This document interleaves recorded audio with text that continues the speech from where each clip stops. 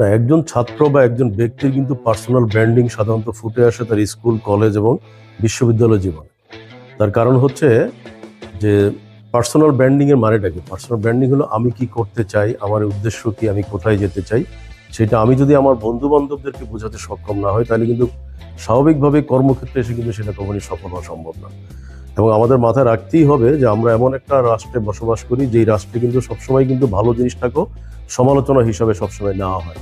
কারণ ভালোকে কিন্তু আমরা কখনো অ্যাপ্রিসিয়েট করা শিখিনি, কারণ আমরা জাতিগতভাবেই পিছিয়ে যাচ্ছি। তো সেই জায়গায় কিন্তু আমার কাছে যেটা মনে হয় যে ছাত্র জীবনেই কিন্তু ছাত্রছাত্রীদেরকে বুঝতে হবে যে তারা কিভাবে তাদের বন্ধুদের সাথে তারা সমালোচনাকেও মোকাবেলা করে তাদের সাথে মিশতে পারবে, বন্ধুত্ব বাড়াতে পারবে, নেটওয়ার্ক বাড়াতে পারবে, নিজের যে আইডিওলজিটা সেটাকে এস্টাবলিশ করতে পারবে। এটা আমি মনে করি যে বিশ্ববিদ্যালয় বা ছাত্র জীবন থেকেই শুরু করা উচিত। কারণ ছাত্র জীবন থেকে শুরু না করে যদি সে কর্মজীবনে এসে প্রবেশ করে, তখন কিন্তু তার এই প্রতিকূল পরিস্থিতি আরো বেশি মোকাবেলা করতে হবে। কারণ কর্মজীবনে সে কিন্তু ম্যাচিওর লোকের সাথে কম্পিট করবে।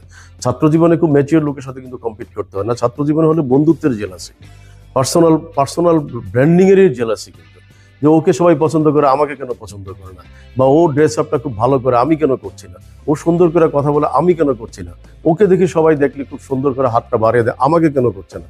তাহলে এই জায়গাটাতে কিন্তু আমার কাছে যেটা মনে হয় যে কম্পিটিশনটা কিন্তু একটা মধুর কম্পিটিশন, যেটা হয় যে বন্ধুদের সাথে বোঝা পড়া করে পার্সোনাল ব্র্যান্ডিংকে ফুটিয়ে তোলা যায় বিশ্ববিদ্যালয় জীবনে।